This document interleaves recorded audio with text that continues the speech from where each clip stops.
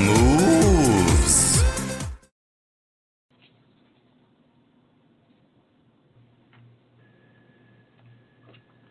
Florida Boy Sports.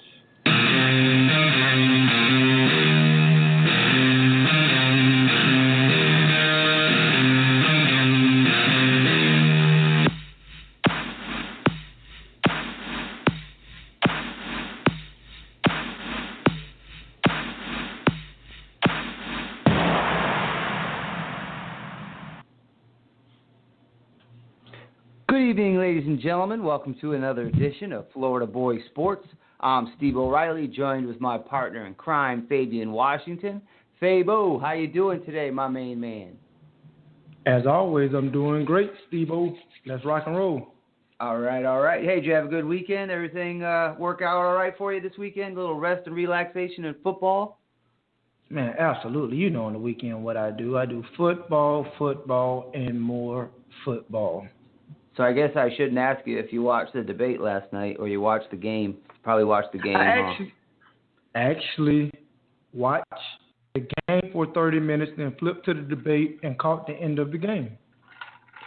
Oh, a little multitasking. Very nice. I watched a little bit of both, too, but I could only take so much of the debate. It got a little...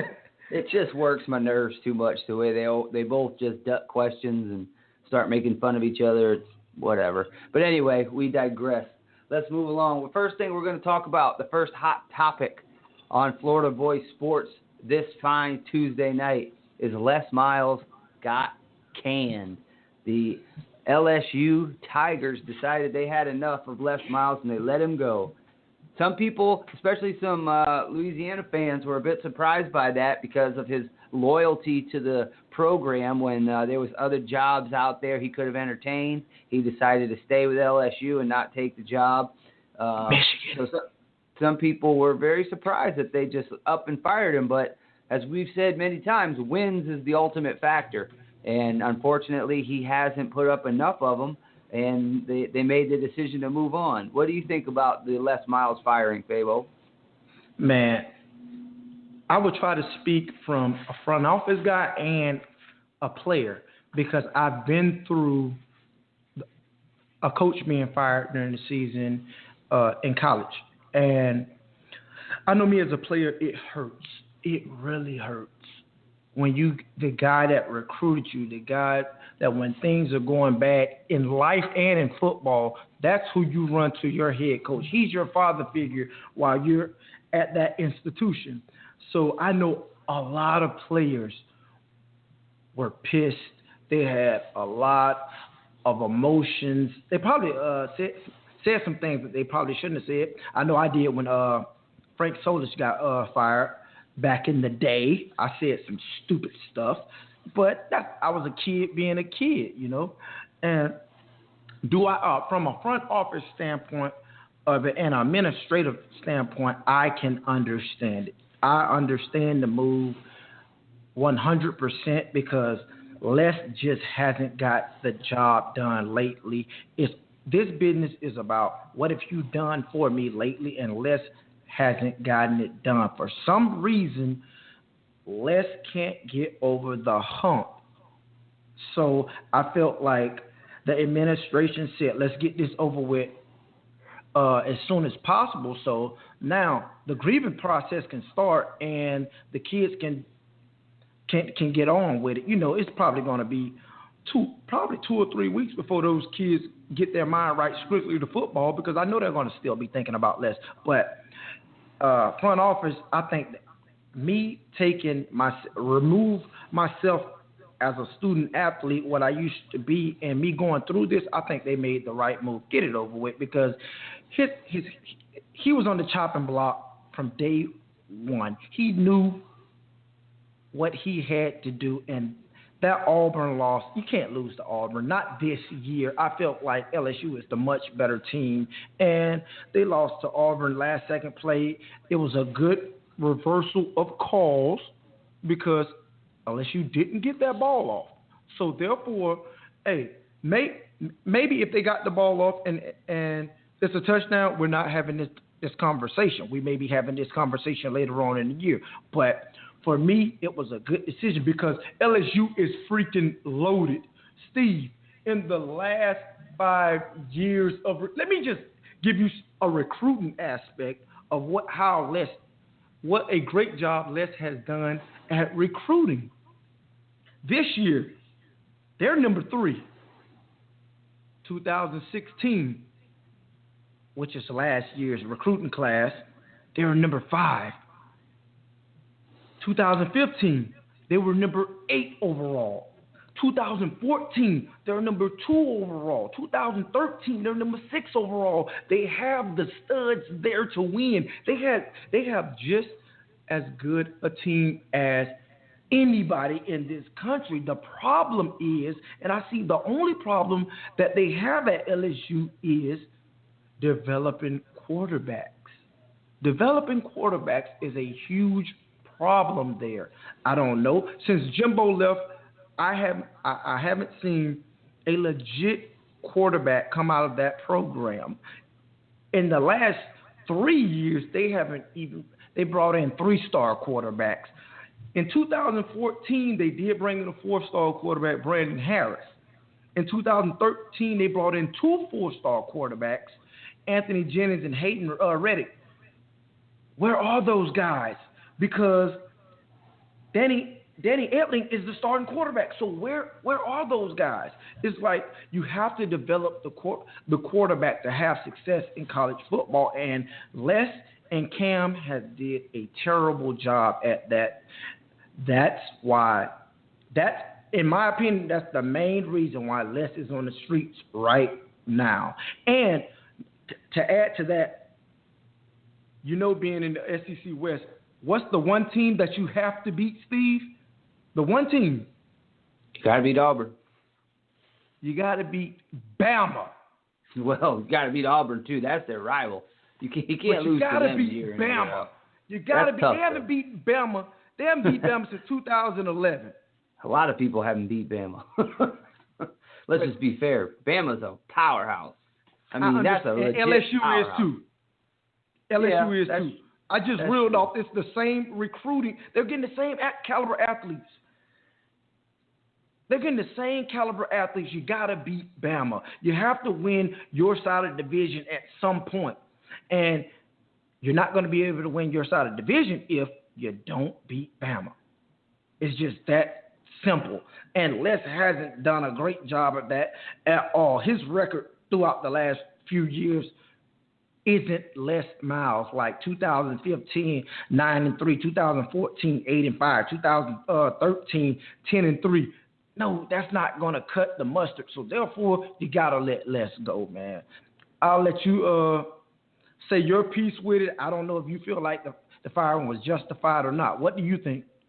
Well, I was a little surprised they did it in the middle of the season. I mean, you got to wonder what the kids are thinking as they came to this program under the assumption that they would be with this staff through the duration, of their tenure there as students and at least through this season. To me as a young kid, I would think that the coaches, the administration is saying, well, this season's over with. We're just going to go ahead and get rid of him. It doesn't really send a message of keep fighting, keep trying, you never know what's going to happen. It kind of sends the message of, all right, let's pack up shop and get ready for next year. So they're firing the coaching staff, and I wonder how many recruits are going to leave. I wonder how many, people are going to transfer. I wonder how many kids are going to decommit that are coming in next year. I mean, it's going to have a ripple effect. You throw the rock in the ocean, it's not just the rock that's going down. It creates waves. And sometimes those waves have, negative consequences. So we'll see how it all plays out in the end. I don't know. I don't know who they're going to bring on board. I mean, they could hire – I hear a lot of people talking about the guy from Houston, Tom Herman. He's a possible replacement. I know that – great coach. He's done a really good job with Houston's program. He's kind of put them on the map, so to speak. So, there's too many variables right now to say if it's good or bad because you don't know what the future holds. If they turn the program around and they start beating Bama and they start, winning the SEC West every now and then hey, maybe it was justified. But if they fall off a cliff and they're terrible and kids start leaving, they start losing talent, then it was a bad move. So See, hard to can I say interject? right now. I Sure. know you let me talk, but can I interject real quick just on the Herman situation? Like I said, what's the biggest problem? I felt like the biggest problem at LSU is the quarterback situation. Right. And Tom Herman is known for quarterbacks. Right. So and I think that's why in. I think that's why he may be at the top of the list, because a lot of people are putting that together and saying, okay, He's this a has been their guy. issue, right? And this guy's a quarterback guy. So, I mean, it could be. We'll see. You never know. Was it justified? Yes. I think that LSU had to make the move, even though Les Miles did show loyalty to them. When there was other jobs available, he decided to stay. But, it just goes to show loyalty sometimes is a one-way street. Just because you're loyal doesn't mean the other person is. You see it a lot of times in a lot of relationships, personal relationships, business relationships. So, it's tough. I know he feels like he was slighted. I know that has to hurt him. Like, hey, I didn't take a different job. Not going to say better, but a different job. And you turn around and fire me now in the middle of the season. I'm not going to be able to get work. He's not going to find a job right now. He's going to have to wait till something comes open. So, I don't know. Steve, tough call fine. all the way around. Oh, I know. Steve, he's fine. He's got plenty He's of fine. money. Hey, that check isn't going to stop coming no matter how many games he coached at LSU. Hey, they owe him bank. So, therefore, he's going to get paid. I did watch his press conference, and I'm pretty sure he's going to get back into coaching ASAP. So I expect him to be the head guy at a program next year. And we both know Les is a damn good coach, man. So he won't have a problem getting a head coaching job. But hey, let's see what job it is. I'm pretty sure he's not going to settle for less. So I think if he gets when he gets a new coaching job, it's going to be at a major program. For sure. And you know what, Faye? Before we go any further, I want to take a moment to speak my mind a little bit. And I know that you and I said that we weren't going to talk. We weren't going to talk about this anymore, but I just want to get this off my chest because it bothers me to my core. There's young men out at Nebraska where you went to college who feel Michael Rose Ivy, that feel the need and feel the right that they need to protest of what they see as an injustice in America. And that is their right to do so. And I find it disgusting, despicable, and deplorable what these young men are facing from their own fans, from people across this country who feel like they have the right to try to intimidate, bully, and just be downright disgustingly hateful to these young men. You could see in the press conference how much it affected him and how badly he felt deep down in his heart that these people are saying things to him that brings us back to the 1930s, 1940s. That is not what this country is founded on. This is not who we are as a nation. And I just want, if these young men out there that are sending these hateful notes, that are sending these hateful tweets, that are making these hateful phone calls, if you hear me right now, I got something to say to you. Grow up. Period. And learn to find something in your heart other than hate. Because you know what the problem is? The problem is you. Not the young man who feels like he has to say something about the injustice in this country. That's his right. Whether you agree with him or whether you disagree with him, that is fine. But you cross the line when you say things of racial and death threats and all these disgusting, deplorable things that you said. It bothers me to my fiber as a human being. And I think you're a disgusting person if you're going to come out and tell a young college kid that you wishes he would get lynched and you want to use racial epithets toward him. You are a disgusting person, period. There's no other way to say it. You need to look in the mirror and find out what the hell happened in your life to make you so gross. And that's all I need to say because it just makes me so angry and just disgusting. And young man in Nebraska, if you feel like you need to get down on one knee and you feel like you need to raise your hand in the air for social injustice, then do it. That's your right as an American. People may disagree with you, and that's their right to disagree with you. But nobody has the right to say those hurtful words and to direct such disgusting hatred towards somebody. You got a problem if you say things like that to a young college kid. You need to look in the mirror and find out what the hell your problem is and maybe spend some time on a couch talking to Dr. Phil because you got more issues than Sports Illustrated. And that's all I got to say. Yeah, and I'm gonna say just a couple things because, like I said, I put it to bed at the beginning of the football season, but I do want to salute my guy, Michael Rose Ivy. Hey, he's one of my favorite Huskers. He's a baller, but I also want to salute my school, University of Nebraska. I absolutely love that school, and I'm glad they gave him the platform without any repercussions. Sean, Sean and Coach O'Reilly did an amazing job. Let those guys, if they have a legit protest that they feel like they need to put out there, let them do it. And I'm proud of my school. I am absolutely proud of my school. That's one thing I want to say, that Coach O'Reilly let his guys be themselves. He's not being a dictator and saying you better not do this because I've been a college student. Trust me, coaches are quick to say things like that. Hey, University of Nebraska, I love you, GBR. Hey, and I salute the things that you're letting our athletes do. Yeah. Well, just so you know, I think it's gross. You know, you can disagree with people. People disagree with people every single day. You may say, you know what, young man, I think what you're saying is wrong. I think the way you're going about doing it is wrong. And that's fine. That's perfectly acceptable for you to say that. But there's no way saying that hateful, mean, hurtful, using racial epithets, saying that somebody deserves to be lynched, someone deserves to be killed, someone deserves to be hurt. What the hell is the matter with you? You got to get a checkup from the neck up, as they say. There's something wrong with your brain if you're going to say that to another American who's just exercising his freedom of speech and his First Amendment. You could disagree without being hateful. You could disagree without such vitriol towards someone. It just goes to show that it's like they just took their hoods off. You know, what he did and what these people are doing in the football world right now to show their discontent for the situation, you know, it's like, what are you guys thinking?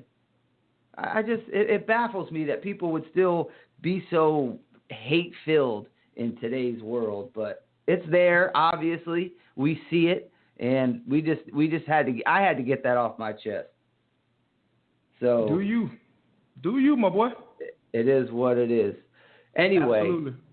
Let's continue talking about a little college football. We want to chat a little bit about the upcoming game between who we talked about a little bit last episode was Lamar Jackson. We're going to talk a little bit more about him as he goes into Clemson, into Death Valley, and takes on probably one of the I'm not going to say the toughest place, but it's one of the toughest places to play in college football at Clemson, because that place is loud and everybody is very much into the game. It's one of the best college atmospheres that you can find.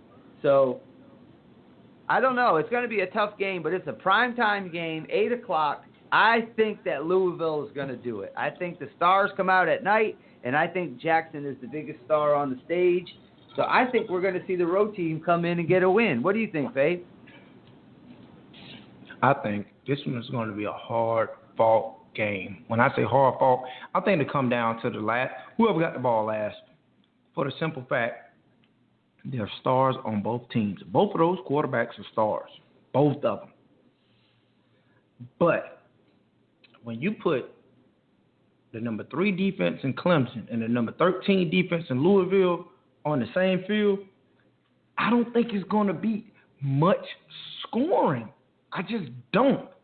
I think it's going to be a defensive game where either Watson or Jackson makes a play. And I'm torn right now because I like both of those guys. I think both of those guys are amazing athletes. Coming into the season, I said Watson would win the Heisman hands down. Now I am on Team Jackson like no other. I haven't seen an athlete like this kid since Vic at the quarterback position. So both of them have quarterbacks that can will their team to win. Now, like you mentioned before, Death Valley is Death Valley. It's tough to win there. I don't care who you have at quarterback. It's tough. So I have to. I'm going to go against Mr. Jackson. I think he puts on a show. But I think it'll be a close game. Like, it'll come down between 3 and 7 points. And Clemson wins this game in the fourth quarter, I would say 24-20, somewhere in that range. I think both of these defenses, they're not finna let these quarterbacks just go nuts. Now, it may be a couple plays where it looks like, oh, wow, did you see that athleticism by Jackson? Wow, did you see that throw by Watson? Wow, did you see that throw by Jackson? Yes, it's going to be some of those plays, but I don't think we're going to get that all night. I can easily see a 24-20 game with I don't see one of those 42-35 games just because we're going with especially Louisville's offense, that high octane offense. No, I see 24-20 going to Clemson. Death Valley, hey, I'm gonna rock with the home team night game. Oh my God, you're gonna have a bunch of drunk fans going crazy. Yes, I'm going with home team Clemson. Hey, either way, I could live with it. I mean, there's a good argument for both sides. Clemson, Absolutely. like you said, they play tough at home. They're a well-coached team. They've got a very good quarterback who's he's in control of his offense. And on the other side of the ball, you've got a very explosive Louisville team that can whoop that ass. I mean, look what they did to Florida State. That was the number 2 team in the nation, and they came out and, they did their thing. So we'll see. It's going to be a great game. I don't know who's going to win, but I am going to lean toward Louisville because right now nobody's playing better football in the country than Lamar Jackson. So I'm going to roll with him. Until he shows me otherwise, he's the best. Yeah, So I'm with you there. that's who I'm with rolling. you there. All right, we're going to roll and talk a little NFL football. As we get deeper into the season, we are going to see a little bit more and more of who is who and what teams are really made of. So with that said, let's start off by talking about who you think is legit and who you think is just a pretender. Who's a contender and who's a pretender when you're talking about the teams that are 3-0 or 2-1 or, at least have won convincingly for the first couple weeks. Who do you see as a contender, first of all? A contender that's 3-0, the Philadelphia Eagles. It's nothing play about that team at all.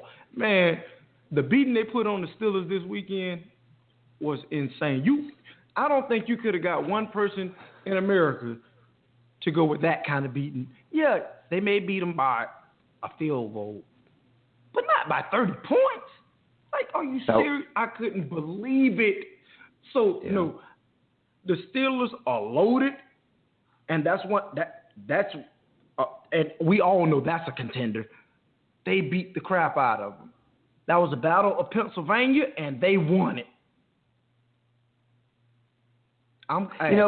Here's the thing about the Eagles. The only thing that scares me about them, and I agree with you, they look good, and Wentz definitely looks good.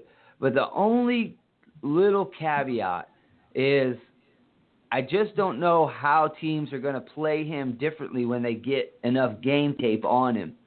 A lot of times you see teams come out 6-0, 5-0, and then all of a sudden defenses figure you out.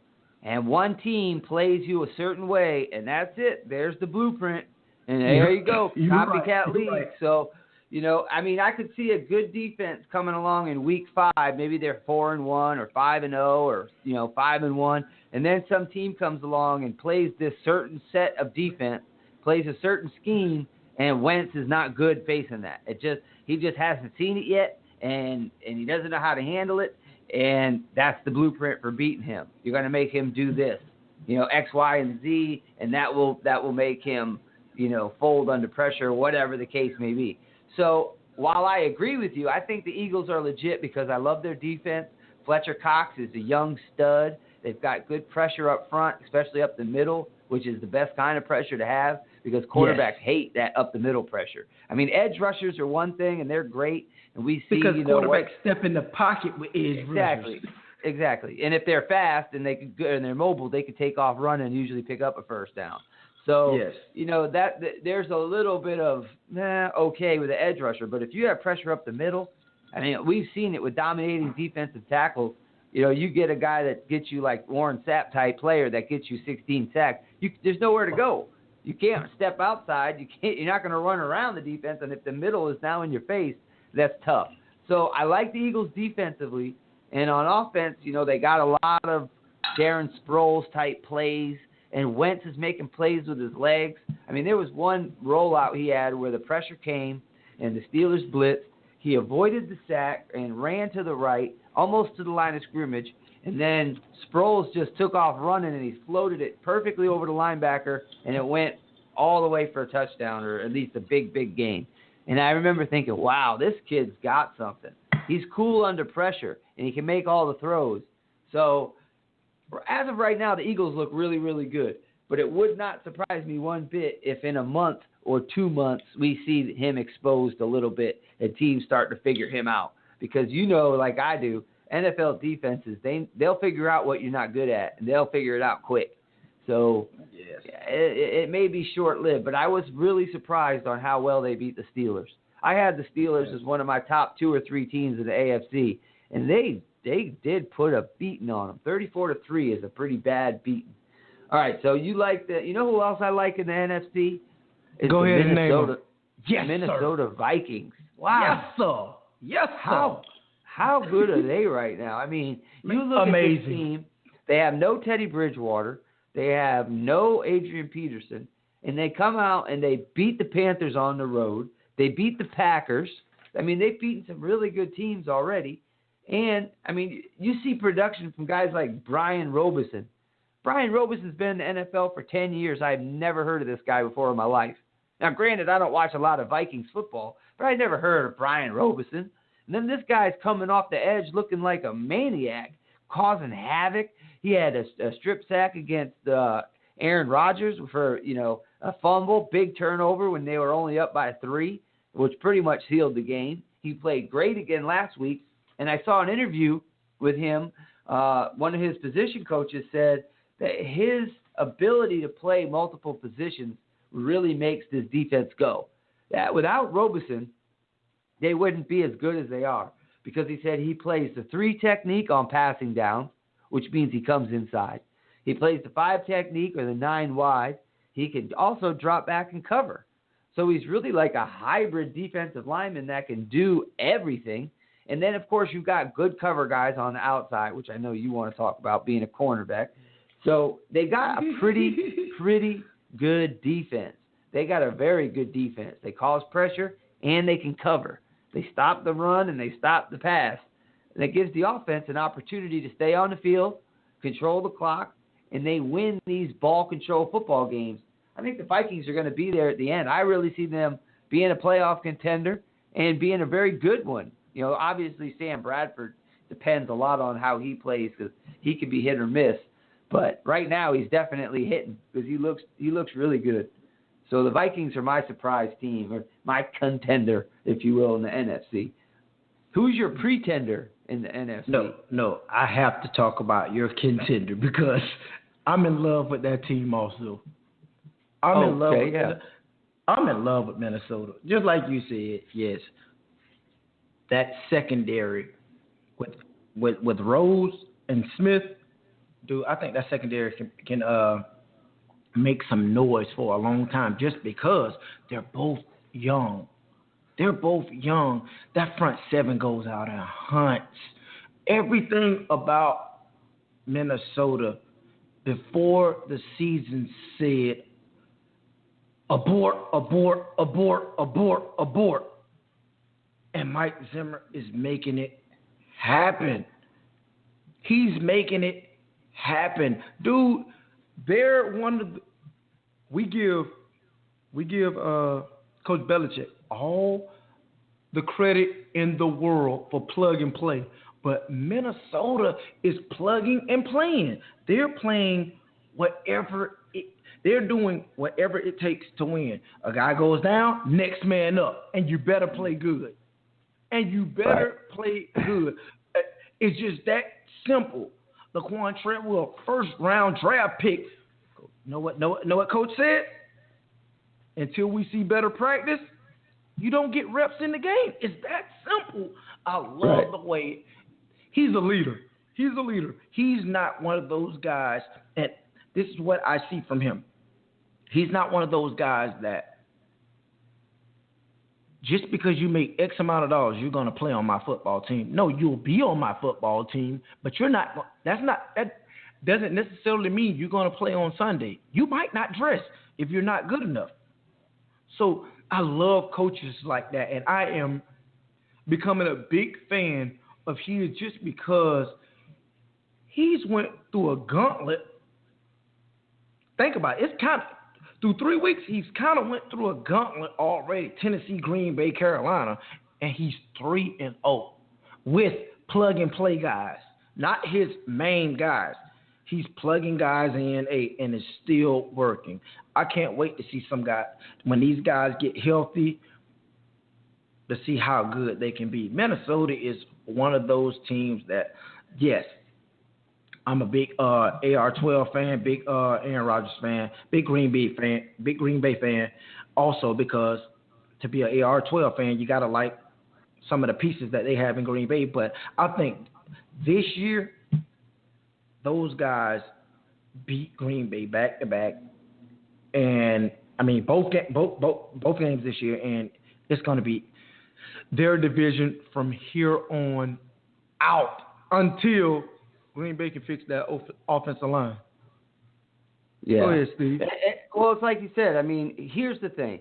Not only are they talented, I mean, they got studs on both sides of the ball. You mentioned Harrison Smith in the safety position. You mentioned Xavier Rhodes at the cornerback. You know, they got Mackenzie Alexander. But look at what they have on offense. Stephon Diggs is turning into a superstar right before our eyes. It's like we're watching the chia pet grow right before your eyes. I mean, he's just blossoming, and it's a great thing to see. But you alluded to it earlier with what you said. There is a standard of play that the coach requires, and it's the same exact thing that Belichick has. It doesn't matter who the name on the back of the jersey is. Everybody has a standard of play. If this player at this position has to be at this spot on the field during this play, then that's where you better be. I don't care what your name says on the back of your jersey. You have this assignment, and you better do your assignment, or I'll find somebody else who can. That's all that matters. And he has created a standard. He's created this standard of play up there, and players are living up to that standard, and that's making them excel. You know, you're seeing guys that never heard of before that are just playing lights out, and that's coaching, making good coaching decisions, and they are raising the level of play of all their players, all their good young talent, you know. I mean, look at Stephon Diggs. Everybody thought when Teddy Bridgewater went down that Diggs would be pretty much, you know, a blocking wide receiver for their running game. But he has 325 yards already. He had 182 yards versus Green Bay, you know, and they got young talent everywhere. I mean, you look at Everton Griffin, you look at Harrison Smith, who we already mentioned, Diggs, we already mentioned, Brian Robeson, who's like a 10-year vet, but he's contributing big time, you know, stepping up. He looks like he's in his prime. He's been in the league 10 years already. So this team is really, really good. They've got a lot of young talent, and I don't know. I think that the division is going to be between them and the Packers, but I don't count the Packers out just yet because they still have time to fix that offensive line. Offensive line is probably the one position in football that you can really grow it as the season goes on. You know, they have to gel. Yeah, they have to gel, and you have time to do it throughout the season. You know, I remember, you know, a lot of teams that had people go down, and you're moving this guy over, and your left tackle gets hurt, and this guy's a street free agent. They go out and hire somebody else, and, you know, it took them a while to gel. So I think that the Packers will be okay. They looked a lot better last week than they did 2 weeks before. So if they get that offensive line going, they stay healthy, I think they'll be all right. It'll be a very good battle, but I really do like what the Vikings are doing as well. All right, out of the NFC, which teams that were highly touted coming into the year do you see being a pretender? Not going to make it to the playoffs, all talk and no substance. Who you got? Wow. A team that I thought out of the NFC that won't make the playoffs, I think it's for me, this is so hard just because it's so early. But I have to say the Washington Redskins. Everybody was on that bandwagon. They won the division last year.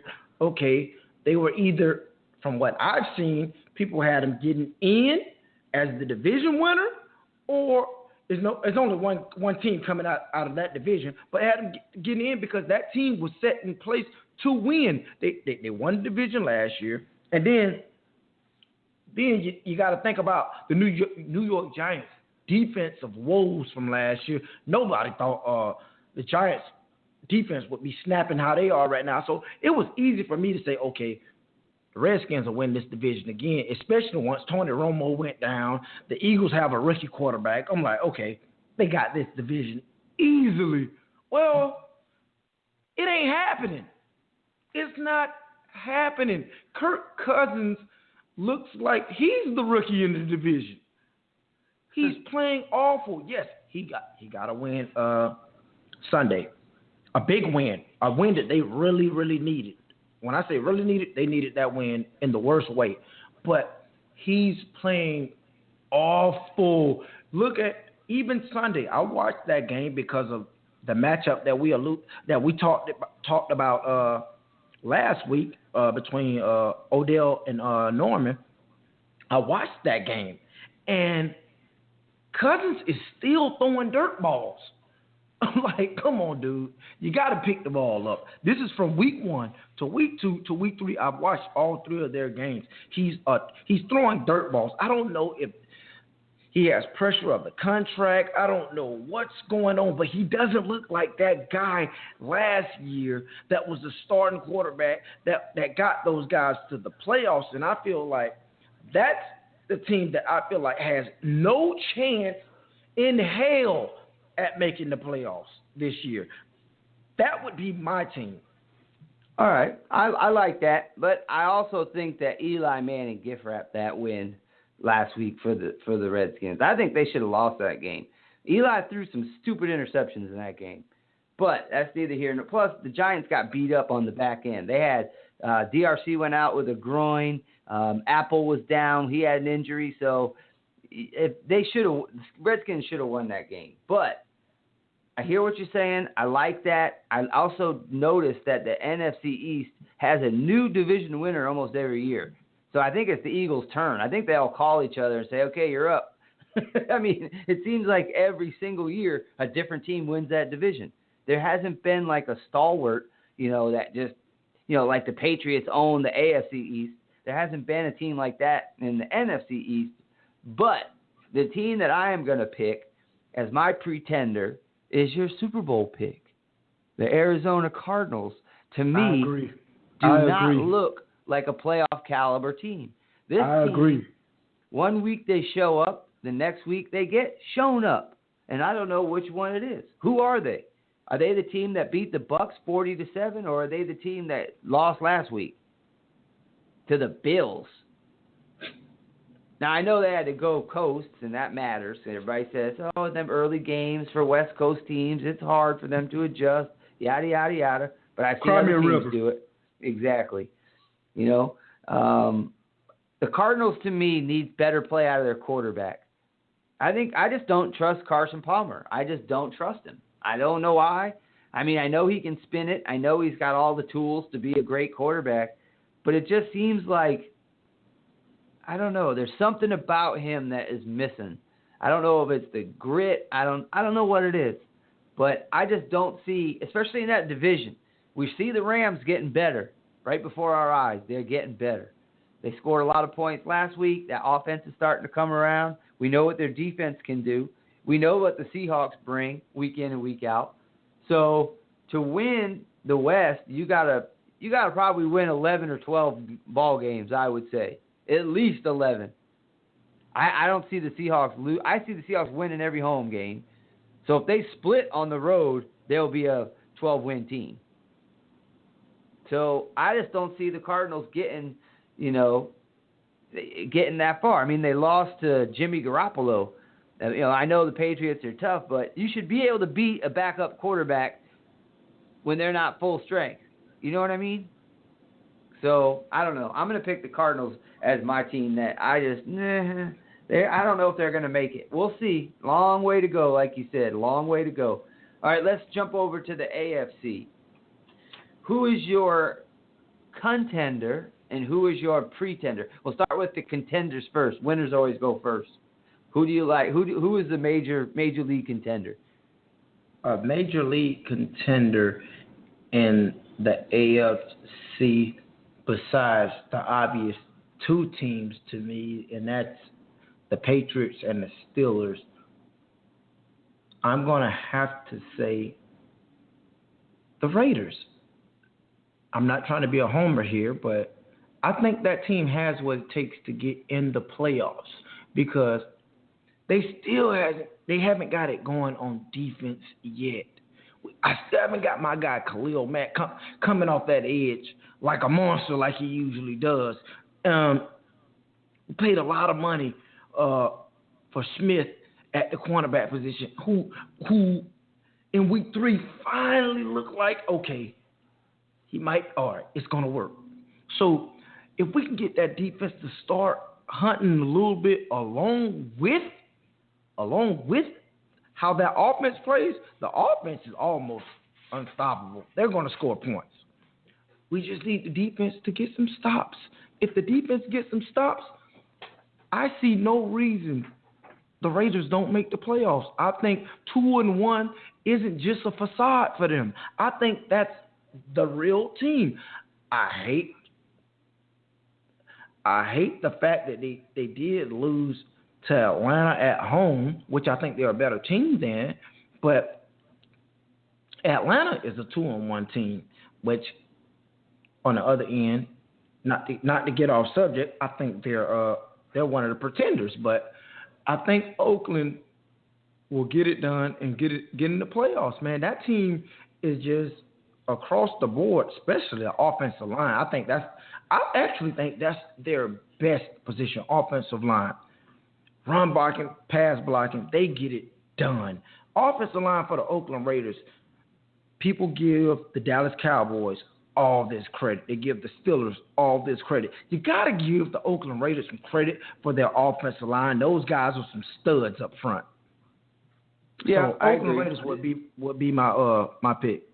Their defense needs to shore it up. They have plenty of time to do it, but they've given up a lot of yards. You're right. You're right. Teams are moving the ball very easily on them, but they have the pieces there.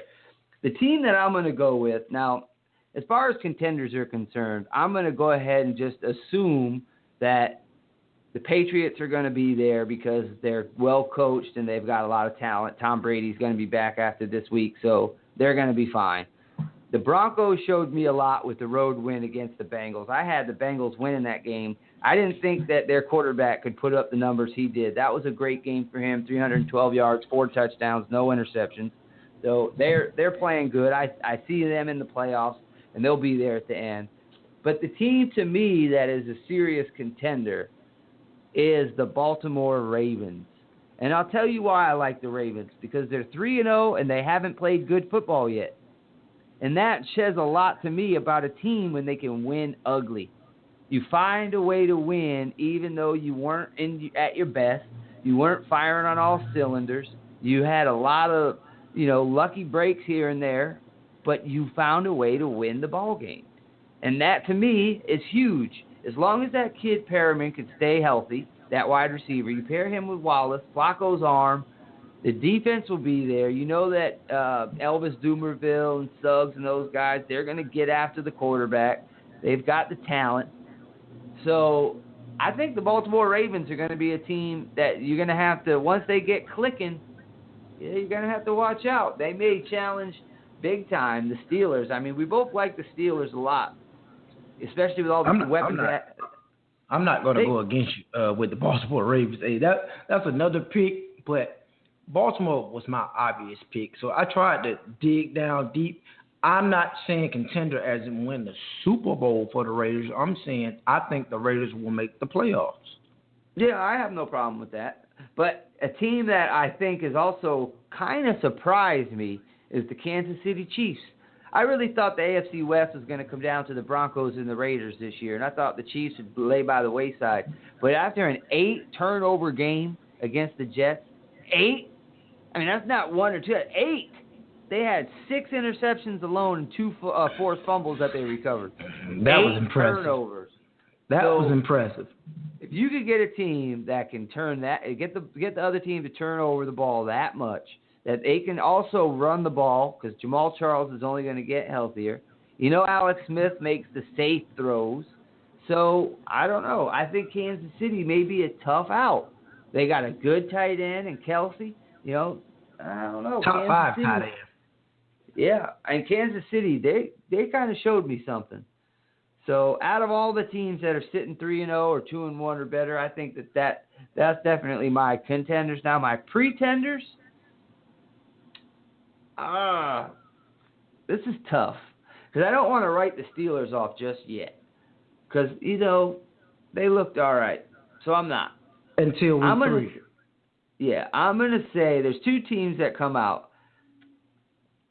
The Jets, the New York Jets. You cannot turn the ball over 8 times and expect to win.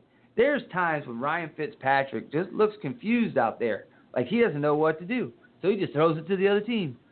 There were some passes I saw. Now, granted, some of the passes were tip balls and drops that were bounced up in the air. Like there was one I saw to Brandon Marshall, hit him right in the hands, and it ricocheted up in the air, and it became an interception. It's hard to blame the quarterback for that one.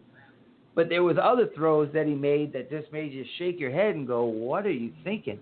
I mean, you went to Harvard. You got to be smarter than that. So if the Jets keep turning the ball over like that, they're going to have a hard, long season. They've got the pieces on defense. They got the back end. They got the front end. That quarterback play makes me nervous. They signed him to a lot of money to cough the football up like that. So I'm going to pick the Jets right now. They keep turning it over like that, they're not going to see the playoffs. They'll be a 9-7 team, maybe even 8-8.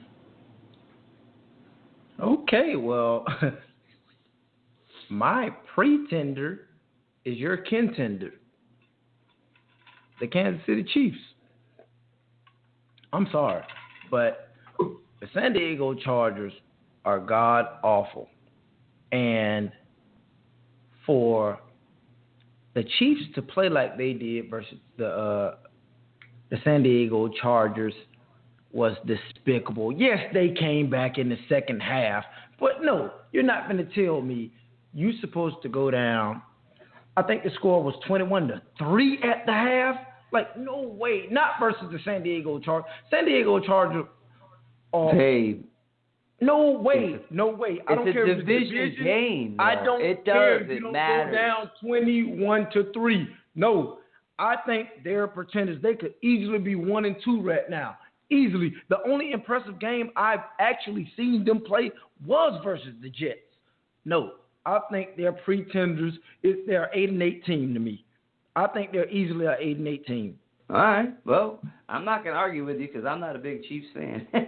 But if they keep turning the ball over like they're doing and they get that play out of Peters like they've been getting, I think they can match up with anybody on the defensive side of the ball. Peters is a dog. That's not for debate. Peters is a dog. But you can't expect them to have 6 interceptions a game. I mean, that defense to have 6 interceptions a game. No. Man, listen. First of all, they're going to take an L this week versus the Steelers. So now they are a 2-2 team. Then they play the Raiders, which I think that's an evenly matched. That's going to be an evenly matched game where they could easily be 2-3. They bet 8.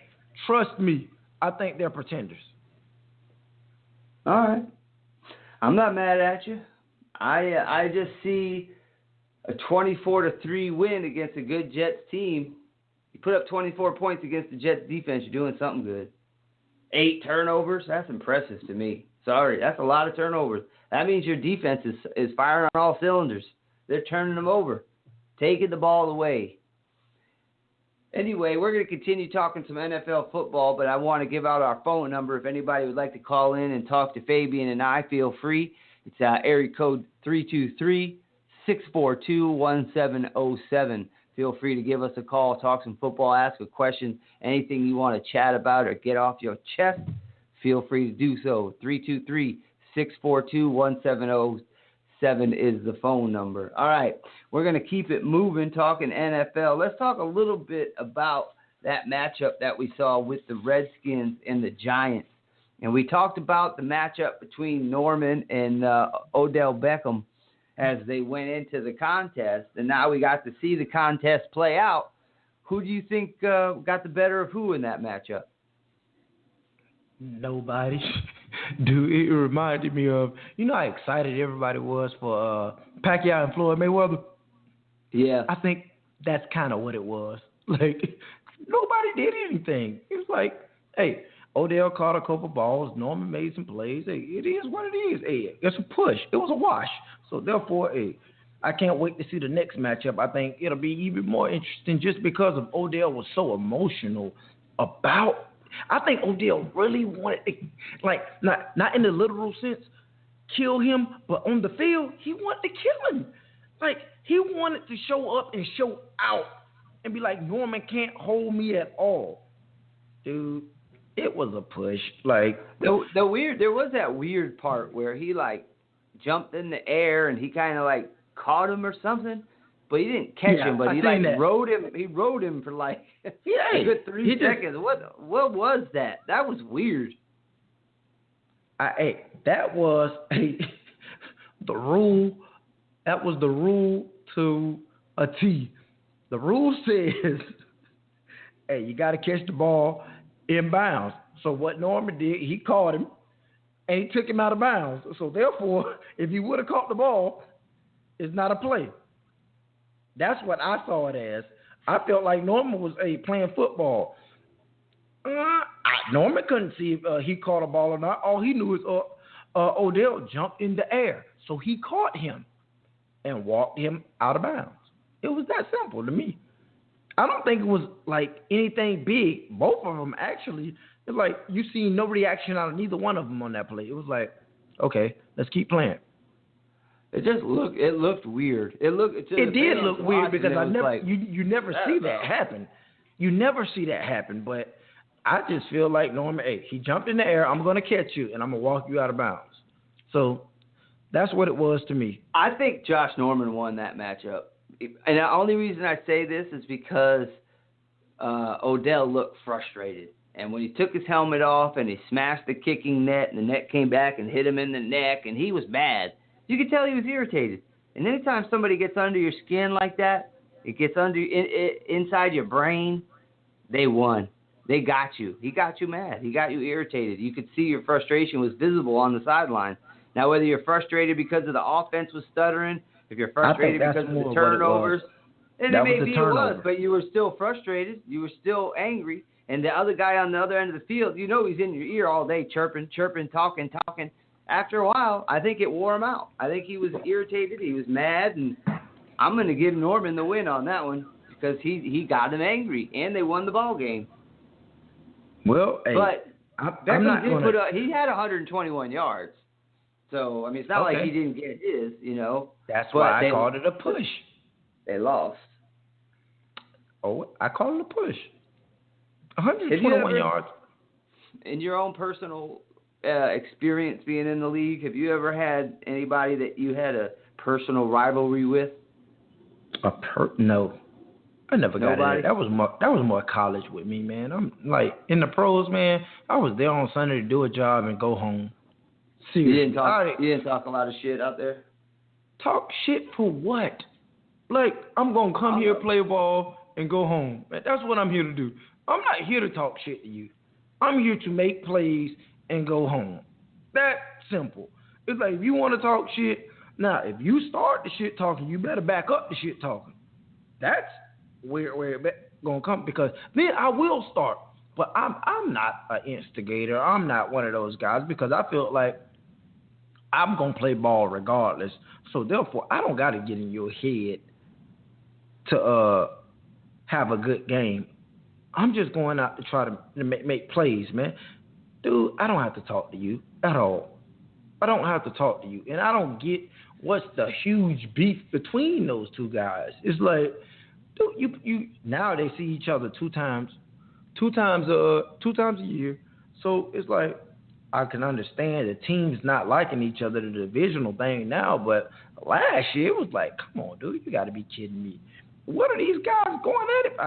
Because I feel, Odell, yeah, you were a very good receiver last year. Josh Norman was considered one of the top 1, 2, 3 guys in the league at his position last year, but I still don't think it causes stuff like that. I know emotions are involved. Like, trust me, especially if guys have been talking throughout the week.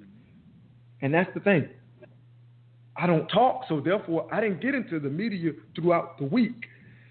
When guys talk throughout the week, that's when you're going to get fireworks on Sunday between those two guys.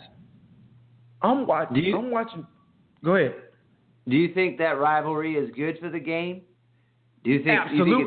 Absolutely. I'm not going to knock that. I'm not going to knock that at all. No, that's good. That's good quality football. That's why all those other games were playing, I tuned into that game because I wanted to see what was going on. And I promise you, not only because the New York Giants is one of the biggest markets in the world, I promise you, that game probably was the most watched game on Sunday because people wanted to see that rivalry, especially when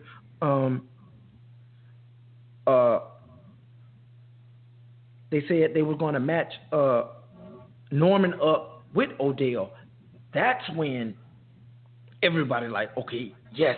Not to say, like I said last week, not to say they're going to be man-to-man every play because we saw it wasn't any man-to-man every play. It's just within the scheme of play, we're going to match you up against this guy. You know, if he goes to the left, we're going to put you there. If he goes to the right, we're going to put you there. Now, you still have to play within the concept of the defense, meaning you can't be freelancing out here just trying to guard this guy one-on-one because you're going to leave a zone open. The Washington Redskins are a majority zone team, so therefore they need you to play your zone. Now, within the framework of the defense, go out and make plays. And I feel like that was great to me. And I think, Norman, I'm becoming a bigger fan. Last year, I wasn't sold on the guy at all. I wasn't sold on Josh Norman at all. But now I'm becoming more and more sold on him because he makes plays. The guy I don't give a crap what defense he plays in. He doesn't play a box and one like in basketball. Hey, listen, the guy goes out, he makes plays, he shuts down receivers. So I'm a huge fan of his. But like the reason why I called it a wash, well, my biggest reason for calling it a wash because I felt like to watch the eyeball test, neither guy did anything spectacular. That was my thing. That's the only reason why I would call it a wash. Neither guy did anything spectacular. All right, well, let's look at it from a different perspective. Okay, so we see the fans love it, right, as you alluded to. A lot of people tuned in for the game. You know that the people in the seats love it. But how about other players on that team as far as the media constantly asking them about the matchup between these two individuals? Do you think that has any capability or possibility of rubbing players the wrong way in the locker room? Like, this isn't about Odell and Norman. This is about the Giants and the Redskins. You know, do you think that anybody gets kind of, I don't want to say upset, but you think they get sick of hearing about that? Nah, bro. Not at all. Nah. It just took, we hear it every week. Think about it, Steve. We hear it every week when you're talking about these quarterbacks. But now it's the attention's are off the quarterbacks. No, everybody's tuning in to see this matchup, not Eli versus Cousins, because every week You can turn on the tube. Hey, you're talking about this quarterback versus this quarterback. So and so hasn't beaten him in this, like stuff like that. So, and it's normal football talk. But now the attention is off the quarterback and it's on to the skill guys, receiver versus cornerback. I think it's good football. And the guys in the locker room, I've been in the locker room. Hey, them guys don't care about that. You know what you're going to do? You're going to rock with your guy. You're going to rock with your guy.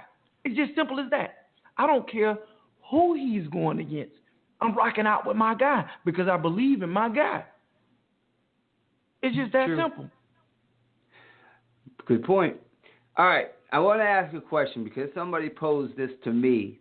And I said, you know what? I want to talk about that on air. And if anybody wants to call in, again, the number 323-642-1707. Feel free to hop in on this topic because I know a lot of people, whatever. Back when the Broncos were running roughshod through teams on the ground, Terrell Davis had about 4 or 5 years where he was sensational.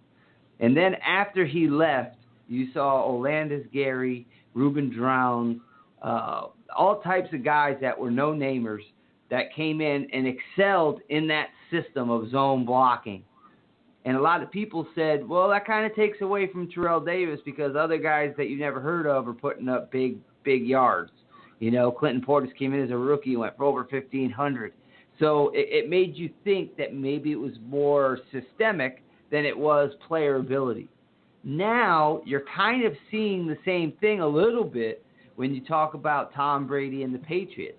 Because the Patriots are winning without Brady. They're putting up tons of points without Brady. They put up 27 points with their third-string quarterback. So some people, it begs the question, is it the player or is it the system? And so my direct question to you, Fabian, is this. Do you think if the Patriots do go 4-0 while Tom is suspended, that takes away a little bit from his reputation? Not at all. And listen, players make systems. A system ain't never made a player. Players make systems. Yeah, you can say he's changed quarterback this many times, and it's all worked.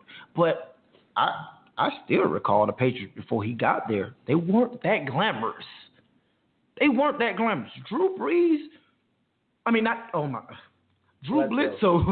Drew Bledsoe was a good quarterback. I'm talking about, man, I remember as a youngin', I used to talk about Drew Bledsoe all the time. But he wasn't no fire starter. He wasn't no hellraiser. He wasn't anything like that. Man, the second they put Tom in that thing, hey, it was over. It was over for the rest of the NFL. It was over. The best thing that could have ever happened to New England was Bledsoe getting hurt.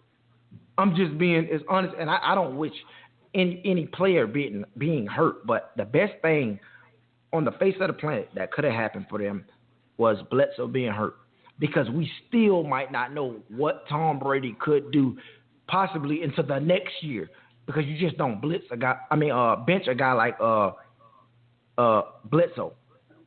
So the best thing possible for them was that. And I feel like Tom is the system, and they fit guys into their system. One thing about New England, they don't run the same plays with every quarterback. They fit their quarterback. Have you ever seen a run play? Hey, I'm just asking you, Steve. Have you ever seen a run play drawn up for Tom? Ever? No. How many run plays did you see on Thursday night? A lot. Exactly. Hey, that means you're changing your play calls to fit your quarterback. That's what it is. So don't give me, he's a system, because they run different systems with different quarterbacks. No, that means they got good coaches. Their coaches aren't arrogant like some coaches are, and you better run this play the way I drew it up or whatever. No. Know what they say? We know your limitations. We're not going to call these certain plays because we know you can't do this, and we're gonna work to your strengths, not to your weaknesses. That's what's great about New England, I feel. And their head coach, like one of my teammates alluded to every Sunday, he alluded to it on ESPN, that he's the best coach ever. Randy Moss will tell people he's the best coach ever. Man, dude, that coach in New England is amazing because all he does, he just adjusts. He adjusts to what he has. That's what makes him a great coach. He's not stuck in what he does. And I feel like that's what makes great coaches. That's what makes great coaches. Not that you have this amazing system. Do you recall Chip Kelly coming out of college had this amazing system, this. Still run the same system since he's been out of college. He won't change it. No matter who's at quarterback, yes, he runs a little less with the quarterback, but he still has that system. Dude, you have to change. And I'm not knocking Chip. Hey, Chip, it got you here, and it seems, well, it worked for at least 1 week in the NFL this year, but it don't seem to work anymore. But I just feel like good coaches know how to adjust instead of making players adjust. And I feel like New England does a great job of that. They do. And just to be clear for a lot of the fans out there, a system really is just nomenclature, which is just a fancy word for verbiage. A system is what you call certain plays. It's how you speak. It's like, Coach Gruden, his system that Gruden ran was a very complicated variety of the West Coast offense. So everything was more colors and symbols, where the Patriots run a more Earnhardt Perkins system that they learned from Parcells, which is more number-based. So the verbiage is just what a system is. Now, from that system, you break it down into packages, personnel, and then you have your play calling. So what the Patriots are really good at is not necessarily, they don't change systems because the plays are still called the same, but they change their personnel and their packages, and their play calling is set up for that player. So that's what, when we talk about Brissett and all these things. System. That's changing the system, because at the end of the day, you can't reinvent the wheel, Steve. All teams are running the same thing.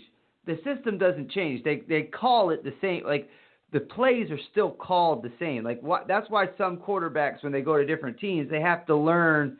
The play may mean the same thing, but it's called something different here. That's language. Right. Well, so that's it's still what the a same system is. That's what a system is. A system is language. It's nomenclature. No, it's not, because this is where I'm going to disagree, because a system to me is like Baylor. Baylor, for a fact, every quarterback comes out of there going to throw for 4,000 yards. You know why? They're going to pass the ball 4,000 times. So therefore, they're going to get 4,000 yards.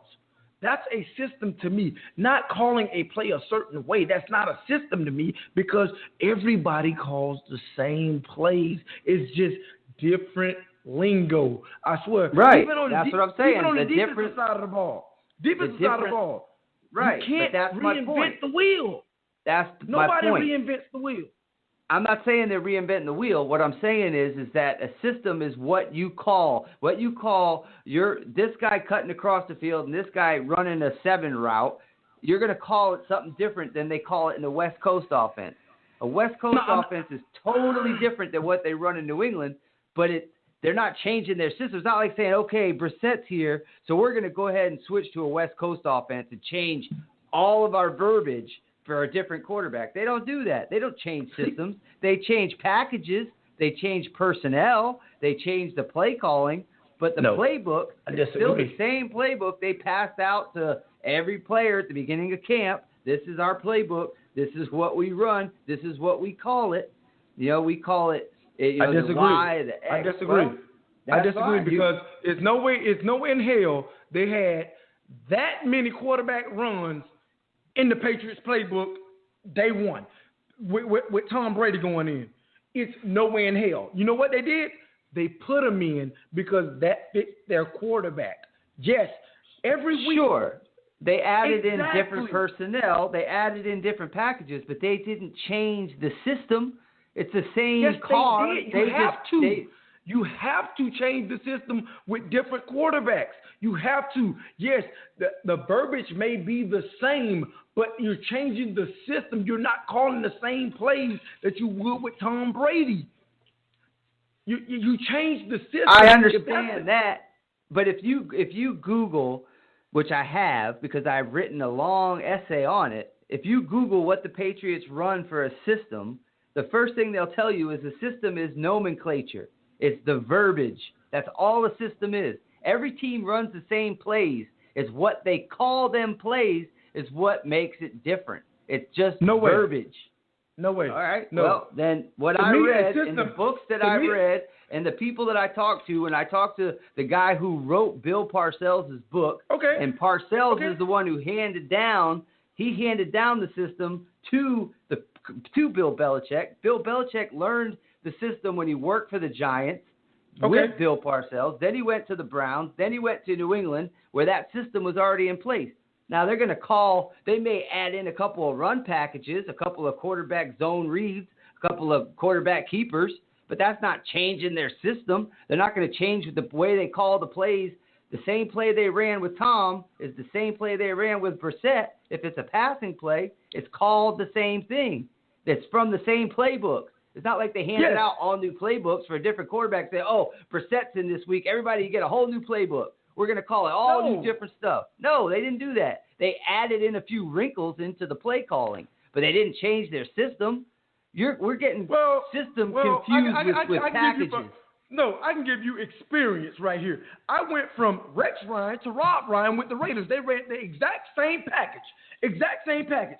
Call it different names. Now, you just said verbiage is what makes it a different system. No, all I had to do was think about, what did Robbo call it when I was in Oakland? Now, it's the same thing, but, when Rex says something, think about Robbo calling it this. It's the exact same thing. When we ran the 46 defense, it was the exact same. When we ran 3-4, it was the exact same packages, plays, everything. It just they talk different. That's the only thing. They talk different. So how is that different systems? That's the exact same system. They learned it from one person, Buddy Ryan. So how are they running a different system? One person is going to call it this. One person is going to call it that. You explain that to me. It's the exact same thing. So you can't say it's verbiage that makes a system. I don't know as far as defense is concerned what the head coach. Maybe the head coach wants Rob Ryan to call it something different because that's what he's always called it. I don't know. I mean, I can't speak on what everything is. I'm not in on the conversations of what the meetings are in the other rooms. But this is why I'm telling you, no, it's not just verbiage. Yes, if you're saying, New England has a playbook that they come into, especially Josh McDaniels, who's the OC. He has a playbook. This is his plays. Yes, he has a playbook. This is his system. Josh McDaniels probably have about 200 plays. For Tom Brady, going in, hit Tom Brady packages is about probably, think about it, out of 200 plays, probably about 200 of that. But he still got some aces in the hole saying, if Tom goes down, we got these plays. That's a whole new system because now a defense has to prepare differently. You can't think, they're finna run the same exact plays with this quarterback that's not Tom Brady. When you put an athletic quarterback in a system, I promise you the plays change. Yes, they call it the same. You can't change up lingo in the middle of the year when everybody knows what's going on. I'm saying the play calling is different. That means I agree they're going to have to change their system. They got to change their system. I feel like a system is a way of calling plays. That's a system, not the lingo. No way. All right. You can't change up lingo. All right. I've read a lot of books. I've read a lot of books. I've read a lot of books on it. Okay. Now, the people who wrote the books may be wrong. I don't know. I can only go by it, tell you what I've read. And I know from reading that the Patriots run an Earnhardt-Perkins system that they learned from New York Giants coaches years before. That's where Parcells learned it. It all starts with Bill Parcells. Now, an Earnhardt-Perkins system on its base level means big running backs like LeGarrette Blount and downhill running like traps and pulling guards, running more out of the I formation with a fullback, because in the Northeast, they believe that in the cold, bad weather, you need a big back who can run north and south. Now, the passing calls are more predicated off of play action and vertical passing, like you saw with Randy Moss when they throw it deep. They get big backs who run in between the tackles. Now, you have a difference, a subset of that would be to say, okay, now a completely different system would be the Air Coryell, which San Diego ran when they had Coach Coryell, or the West Coast offense. That is what the coach in San Francisco, Bill Walsh, created. Now, that is a totally different verbiage. It's more based on colors instead of numbers, and there's more short crossing patterns, and the offensive line zone blocks. They don't trap. They don't pull. That's why when Kubiak came in, he had to get all of the offensive linemen out that John Fox brought in because they need lighter, more agile guys who move along the line. They don't pull guards. They don't trap. It's a different system altogether. Now, what I'm saying is the Patriots still run an Earnhardt-Perkins system with whatever quarterback they have in. Yes, they call different plays. Yes, they have different packages, whether it's a 3 tight end set, a 2 tight end set, 4 wide receivers, 5 wide receivers, whatever the case may be. The packages change. The play calling changes. I agree with you, but the overall system that they run is still an Earnhardt-Perkins system. They're not going to say, okay, we're going to go to zone blocking now, or we're going to go to whatever. That's my point. They run the same system. That's all I'm going to say. The play calling changes. They may even add new plays in, but the verbiage of what they call their other plays all stays the same. That's all I got to say. Gotcha. We can agree to disagree. But the question is, and I think you have to really give them credit as far as the Patriots are concerned, because they are very, very flexible in everything they do. Some coaches are set in stone with, well, this is all we do, so players got to come in and fit that. But the Patriots are not like that. They absolutely can change on a fly, and we saw it. I mean, they had 4 days to prepare on Thursday night with Brissett, and they changed on the fly. So you got to give them credit there, because they are very malleable, which means they can mold themselves and change what they do. And I think they have the best coaching staff in football. As much as I hate to say it, they do. Oh, they're one of the ultimate. Like I just gave Zimmer all the credit in the world. I think the Patriots are another ultimate plug and play team. You know what I mean? If a guy goes down, that's not going to set us back. That's not going to set us back. While we're arguing about systems, that's not what I'm not talking about the rest of the guys. I'm just talking about at quarterback. You have to play to your guys' strengths. So therefore, I feel like that's the only reason why I'm saying they do change their systems, because you have to call plays that fits this guy. You can't call the same exact plays that fit Mr. Brady. So I agree. That's what I'm saying. See, I get what you're saying, but in my opinion, and I may be wrong, I absolutely may be wrong, but you may be right. But play calling and systems are two different things, in my opinion. You know, Coach Kubiak calls the same exact play that they call in New England, but they run two completely different systems. They may run the same play. They may run a halfback sweep or a fullback up the middle. It's the same exact play, but they run two different systems completely. One's a zone blocking system. The other one's a trap and pulling guard system. You know, they're different systems. They may run the play calling to me is different than a system. A system is what it is, and a play calling is what it is. They're not one and the same in my book, but I could be wrong. That's just what I've been told in my years of talking football with coaches and, people like that picking brains. That's how I was led to believe the difference between, an Air Coryell system. Look at your old owner and the Raiders. In my opinion, doing a bunch of reading about football, Al Davis was probably the greatest football mind out of anybody I've ever read. Because he took everybody's system and he blended it into one. And Bill Walsh credits Al Davis for building the system called the West Coast offense. He took a lot of what Al Davis did, and he brought it to San Francisco and said, now what we're going to change is we're going to make Montana have to get the ball out before the receiver's ready. You're going to take a 3-step drop and throw it. Even if the receiver's not there yet, he is going to run into that window and be there. You just have to trust it. It was all timing. And I saw an interview with Steve Young who said that was so hard for him to learn when he came over from the Buccaneers, because the most important part of being a quarterback in that system was your footwork. Your drop, he would make you take 3, 5, and 7-step drops over and over and over again before he would get the ball out. And it was very tough for him to learn. Now, same thing that we saw in Denver last year with Peyton Manning. When Kubiak came over, he didn't run the same system that Peyton ran. Peyton ran his own system. Peyton, and you saw it on the interviews he did with Welker and all those guys at Duke, he wants you to run a route the way he wants you to run it.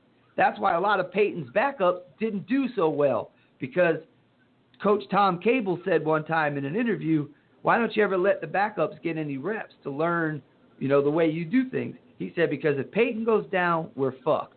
And I don't practice fucked. That's exactly what he said. So, every coach looks at it differently.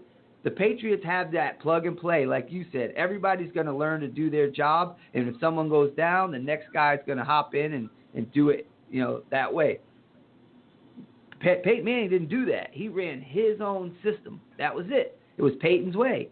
And Kubiak had to get adjusted to that. He didn't like all the shotgun. He wanted everything under center, so it looked like a run to begin with. He could run a lot of play action, a lot of boots, a lot of zone reads, all that stuff. Peyton didn't want that. Peyton wanted to be out of shotgun. So they kind of butted heads a little bit. One thing not to even go against you, just to add to Cougs, man. Cougs, I played in the league for 7 years, as I always say, and Cougs was easily the hardest offensive coordinator to adjust to, because Cougs is on a every 4-week system, meaning he's going to call the same way, the same plays. It's different looks every week. So therefore, It's like it has your brain like, okay, in certain systems, this, 3-by-1, they come out, 1st and 10, this is what they do. Second and 7, this is what they do. 3rd and 4th, this is what they do. 2-by-2, man, Cougs will come out in 22 personnel and shift to this, but it's the same thing as what it would be in like 11 personnel. And I'm like, dude, you got to be kidding me right now. And he would have I recall when he was in Houston, and I was with the Ravens, and we went to Houston, and literally nobody could get the system until around like Friday. Friday's supposed to be fast Fridays in the NFL. Friday was the first time that we was like, okay, we got it. We got it. Hey, we understand it now. Hey, don't worry about personnel anymore. Worry about down and distance and formations. Throw personnel out the window when you're going against Cougs. And I think that's another reason why the Ravens had so much success with him also, because he installed that with them when he was there. And then, guess what? That parlayed him into another head coaching job. So, hey, that's one offensive coordinator I will say is he's amazing, dude. He's amazing with his play calling. He's one of the best in the game. One of the things that he does, and I mean, I watched a lot of Broncos, so I know, But just like you said, to piggyback off of what you said, it seems like his first 15 plays. Now, every coach in the league scripts their first 15 plays on offense. They all come out and they have it. But what he does is he gives you a different package every single play. The first one may be I formation with one receiver and two tight ends. The next package may be 4 wide and a single back. The next package may be 3 tight ends and a fullback. The next every single play is a different package. He shows you so many different looks that the defense, like to your credit, said, man, he confuses you because he's doing the same thing, but he's disguising it with different formations every play. Something different's coming out. Next thing you know, he's in shotgun with 5 wide receivers. Where Peyton Manning didn't disguise very much. Peyton was in the shotgun and he had 3 wide receivers almost all the time. Sometimes they were 4, but mostly he had a slot receiver like Welker, and he had 2 outside receivers. And that was pretty much all he ran. And the tight end had to be a pass-catching tight end because they'd kick him out wide quite often. But that's what Peyton did. And when he came to Denver, it was kind of the butting of heads is, well, who's going to change? Because Peyton didn't want to be under center. Peyton wanted to be in shotgun, and Kubiak doesn't like being in the shotgun. So that was kind of it was interesting to see how it was all going to happen. And the first couple of months in Denver when they were together, their offense wasn't that good. They didn't really mesh too well at the beginning. So I remember Ed Reed telling me when I had the opportunity to interview him, and he told me that he said the biggest thing that he tells his guys is that everything that you see, you've seen before. So don't get fooled by it. Every team runs the same stuff. It's just different colored jerseys. He said that's really all it is. You see the same plays, and the more that you watch film and the more you prepare, you say, okay, we just saw this last week. A different team did it. It's just a different way to do it.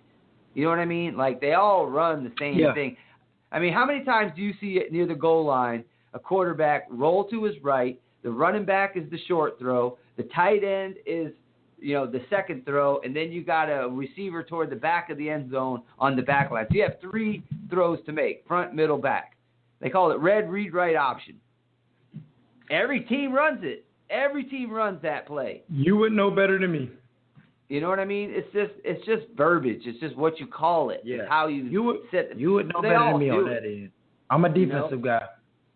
But it is interesting that how defensive coaches, they look at, and I always wonder how much influence the head coach has. And I don't know. I've never been in the meeting room. But, like, when a defensive coordinator comes on board, are you, like, basically bringing him and his style with you, or are you just bringing his coaching? You know what I mean? Like, if you're bringing in, you got to bring him and his style with you. You can't just say you bringing this guy on and then kick his style to the curb. Okay. So if you got a 46 style guy who runs a 46, then you can expect them to run a 46 at that new team because that's what he does. Exactly. Okay.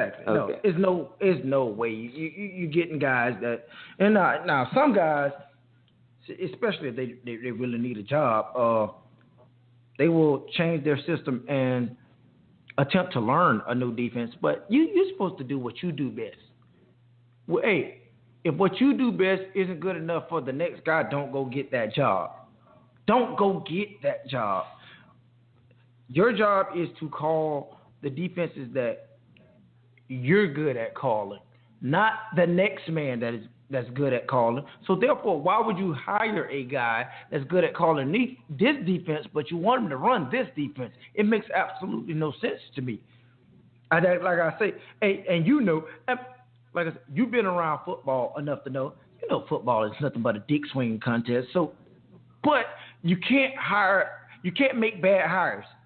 You can't hire your friend just because you want to hire your friend. No, hire the best guy for the job. How many coaches in your tenure were directly involved, head coaches were directly involved with the defense? Wow. Head coaches. Yeah, like how many times have you been on in practice or camp and the head coach has come over and said, listen, you guys are not doing this right or whatever? Harbs, that's it. Harbs, the Ravens. That's it. One thing about Harbs, and my 3 years in Baltimore was all Cam Cameron, all 3. So Harbs pretty much let Cam do his thing, but and this is another thing. Harbs let Rex do his thing because Rex was that guy. You just don't. And Harbs agreed to hire Rex after he had been, because Rex was actually up for the head coaching job in Baltimore, and they hired Harbs over Rex, and Harbs said he would keep Rex on to be the defensive coordinator. It's no way in the hell Rex says, "Oh, I'm gonna stay defensive coordinator if I can't just have my unit." So I think that was already understood before I even got there. I got that was the second time I got drafted because I got traded on draft day. So I call that my second draft day. But I feel like that was already understood. So Harbs had to pretty much run what Rex runs. You can't come into this thing asking Rex to run another defense. No, Rex is going to run Rex's defense. Why would you hire him if that's the case? That's my thing. No, I would, and I know me as a coach, I don't give a damn if it's my brother. I'm not hiring a guy that I don't like the defense that you run. I'm going to hire a guy that runs a defense that I like, that I think is successful, and then let him do his thing. But I will say, to get back to the question, Harbs was more defensive-minded because Harbs had just been – all right, Harbs been a special team coach his whole life. I'm talking about whole life. John was a special team coach his whole life, and then he became the DB coach. I want to say the year or 2 years before he got hired as the Ravens head coach. And I'm pretty sure he's a football guy, so I'm pretty sure he knew defense. But I'm pretty sure within those year or two in Philly, he learned a lot more defense. So we could always see him lingering around our practice. You know what I mean? Fabe do this. Ed do this. You know what I mean? He'll just be throwing out things, you know what I mean, just for you to do in practice, because he knew the defense. One thing I will say, he knew the defense out the gate. He knew it. He knew exactly where you needed to be lined up, where you need to be at certain times, and he's going to ask you questions. Why weren't you here? Why did you do this? Stuff like that. So I would say he was my only, and when I say only defensive coach that I will say that I've ever been around in the professional ranks. Wait, hold on. Even the college ranks, he's the only one. Frank Solich was an offensive guy, and then I can't. Oh my God, they're gonna kill me. Callahan. Exactly. Callahan was also an offensive guy, but like I said, I was only with Callahan for 1 year, so that's an easy name to forget for me because it was one of the worst years of my life. Not to say he was bad. Not to say he was bad because he was. Oh man, he was a good coach. I didn't like a lot of stuff that was going on with his staff, so that was one of the worst years of my life. So, but because you do always hear that, you hear it when you watch a lot of football or you're around the game, you always hear, oh, well, he's an offensive-minded coach, or they're bringing in a defensive-minded coach. You hear like Mike Nolan, for example. When Mike Nolan was the head coach for the 49ers, he was a defensive-minded coach. Well, because he started off as a linebackers coach for the Broncos back in the 80s. Then he went to Baltimore, and he worked under the Ravens head coach for a while as their defensive coordinator. He was a 3-4 guy who liked to blitz a lot. So I always wonder, do the offensive-minded coaches, are they just over there on the offensive side of the ball during training camp and talking about how they like things specifically? And the defensive-minded coaches, are they on the defensive side of the ball and just talking to the, they're more of a defensive coordinator, if you will. You know what I mean? Like, I always wonder that, how that works out. Because you're never in the huddle. You don't know. I mean, as a fan. No. As a fan, you can see it at times in camp.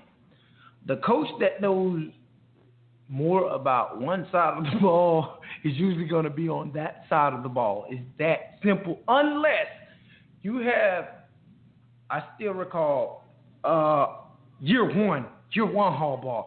Year one Harbaugh, oh my God, he was up the offense's ass. Because what was the one knock on the Ravens? They can't play off. They can't score points. Score points.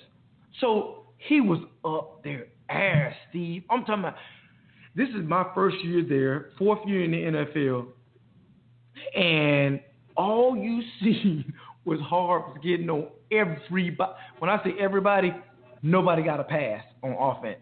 Defensively, a lot of defensive players got passes because he knew the defense was going to show up.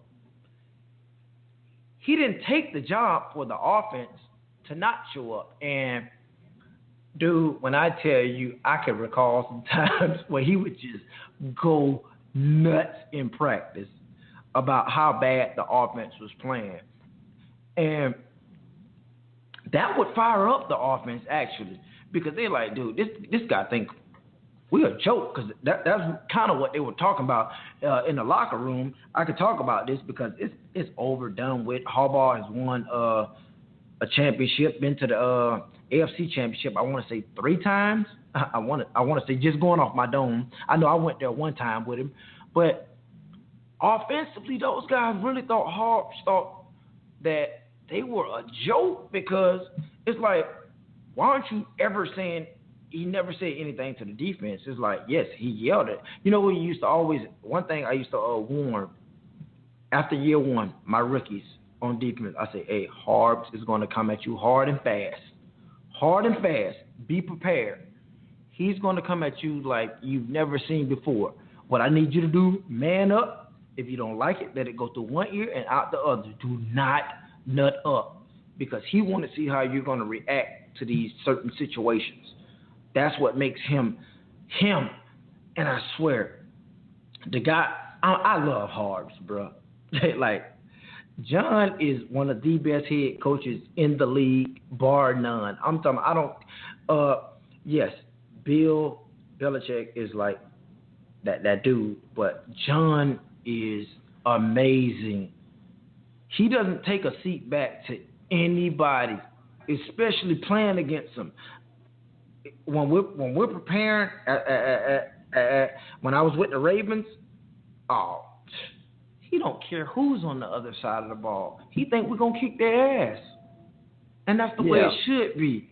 That's the way it should be. It's no fear. There's no fear. This is the only time it's tense in the building, in the castle, I would say, in Baltimore. It's Pittsburgh week. That's it. That's it. Because Pittsburgh is like that game you just got to win. So, therefore, it's going to be, I don't give a damn. We haven't lost a game all year. It's going to be tense that week because you got to win.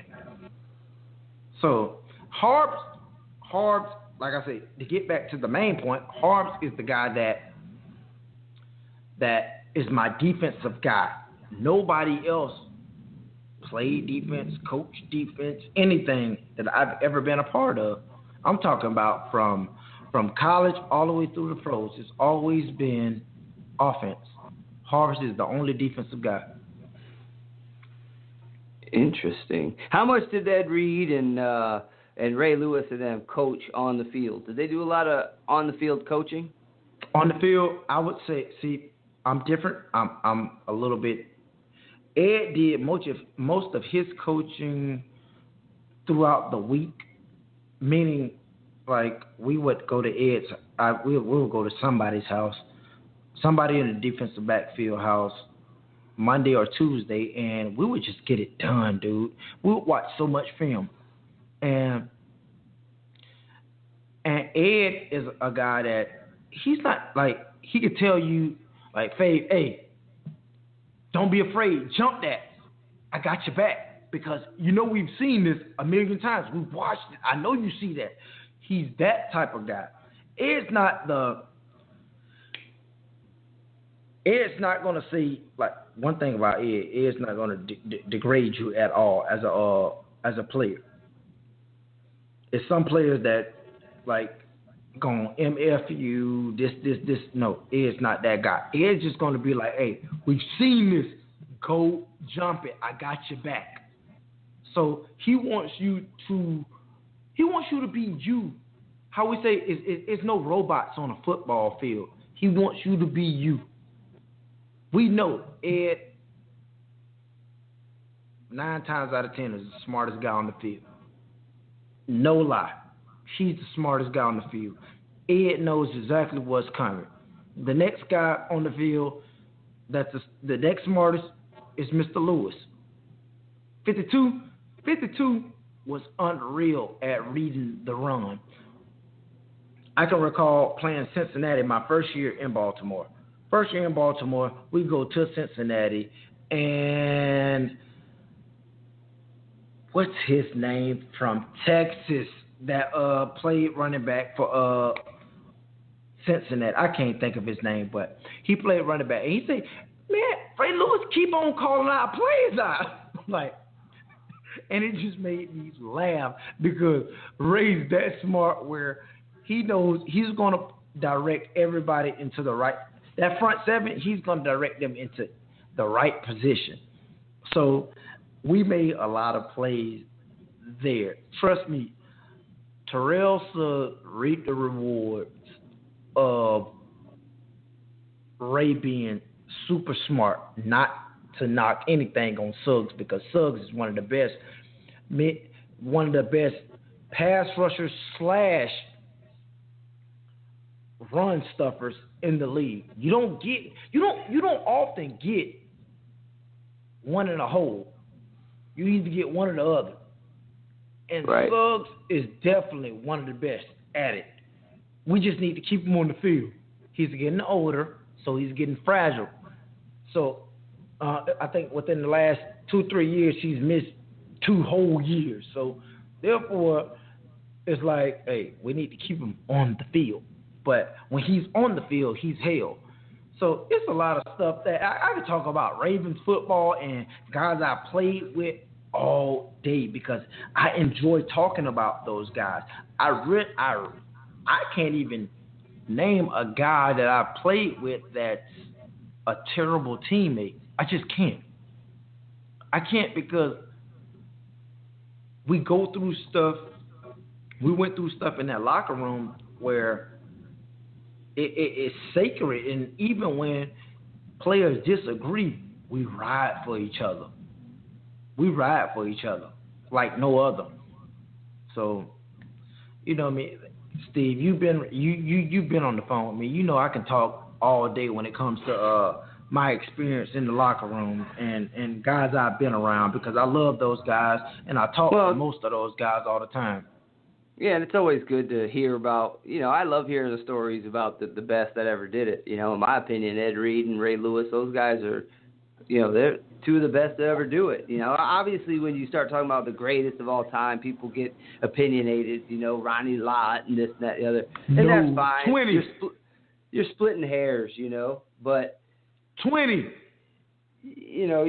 I agree. In my opinion, he's 20. the greatest. But I'm saying my point is the greatest of all time. They're all great, and I always love hearing the stories about the greats. Especially when you hear things as a fan you don't have access to. You don't know what they're like as people. You don't know how they are in the locker room, how they are in a huddle, how are they in the field, for example, when things are going bad or when you're losing.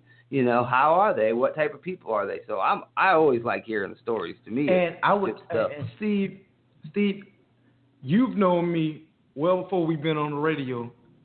Have I ever told you a bad story about anybody in the locker room? No, because I haven't been around a person that's just an asshole. I haven't been around that guy. If I was around that guy who I felt like was an asshole and he should be called out, I would call him out. I don't give a damn who they are. But I haven't seen that guy. I've seen Ed Reed, Ray Lewis when we on a 2-3 game losing streak. They come in and they trying to rally the troops. That's what they trying to do. They trying to rally the troops. Hey, man, listen, we only gotta, and this is the big. We only gotta fix small mistakes, and we gonna start winning. This is them. All right. Don't mean to cut you off, but Go ahead. I just got a text with some big news. I remember last week we said that something didn't look quite right with J.J. Watt. Yes. Well, the Texans have come out and said that he has re-injured his back, and he could be out for an extended period of time, and it may even be the entire season. Wow. If he injured Huge his back. loss. Yes, he injured his back during the Patriots game, or I should say re-injured his back during the Patriots game. So they are likely going to place him on injured reserve, but we'll look at the extensiveness of the injury and see if they can put him on designation to return, depending on how the MRIs and the bone scans and everything else come back. But I knew, looking at that game, there was something wrong with him. I never saw him bull rush a guy and have the guy just throw him to the ground and like a rag doll. That's not J.J. Watt. I know exactly what play you're talking about. When the dude landed on top of him. Yes, you never see that. Never, Yeah, ever. you never see him that happen to him. He's one of the freaks of football. You don't see it happen. And that's how I knew. I said, there's something not right with him. He's not 100% healthy because that you could tell. I mean, you could see it. That wasn't normal J.J. Watt football. So I hope he's all right. I don't know. Obviously, they don't have any reports of the extent of his injury, but it's flying all around the internet right now that it does look like that his season is in jeopardy for the Texans, which would be a big, big loss, especially considering all the money they spent this offseason trying to be a contender in the South of the AFC. So we'll see. Hey, no, we're not going to see. Mr. Clowney, it's time to pack your lunch.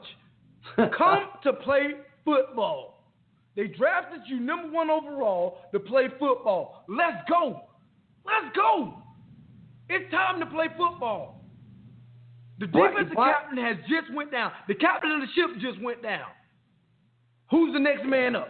Who's the first mate? Who's the first mate? Let's go.